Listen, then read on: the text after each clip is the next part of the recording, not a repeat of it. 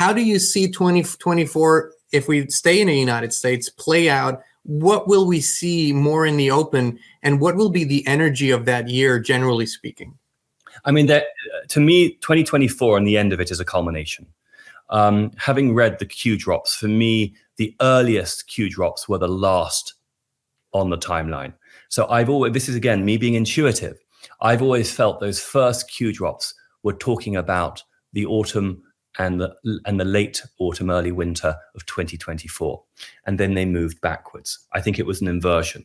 It was playing the game of time travel and timelines.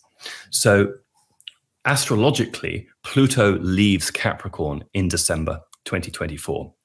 It also coincides when the North Node moves out of Aries and goes into Pisces. That is very clear to me that all these old institutions are going to have collapsed before. I believe we're going to have a black swan moment at some point before then, meaning there has to be some switcheroo. There has to be something which is an unexpected Uranian. It's a principle. It's the archetype of the unexpected event. Uranus and Taurus. You can't make it up. At the moment, Uranus is in the middle of Taurus. There is going to be, and as Jupiter moves to a conjunction with Uranus, that gives positive power. Remember, Jupiter is the great benefic. Wherever Jupiter comes, he brings a lot of positive power for progress, for the forward march of humanity and consciousness and love and truth.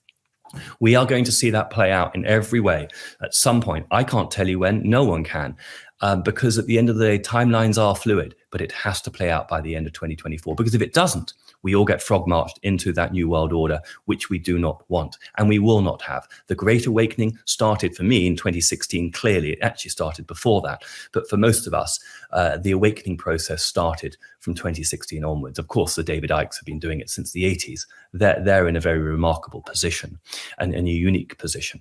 But I am very positive, even if we have the barrage of the mainstream media telling us this through fear, because it's a louche. They keep us in the fear. That's how they can keep us down and unevolved and deactivated.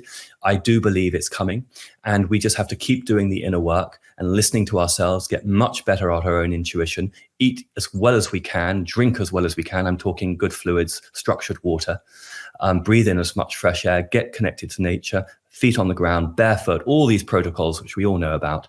And that mitigates that fear, corruption element seeking into our psyches.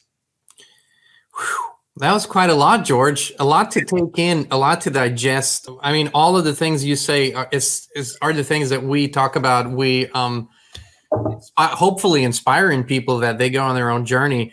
It would be very unfair if we didn't include, because we have this conversation about the fate of this nation, about presidencies, about empowerment.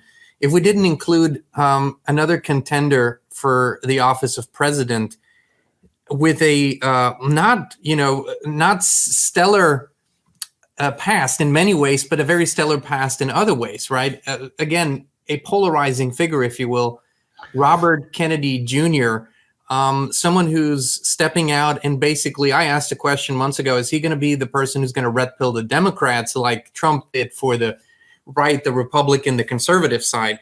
What is your take from an astrological standpoint on Robert Kennedy and the bigger picture of the United States?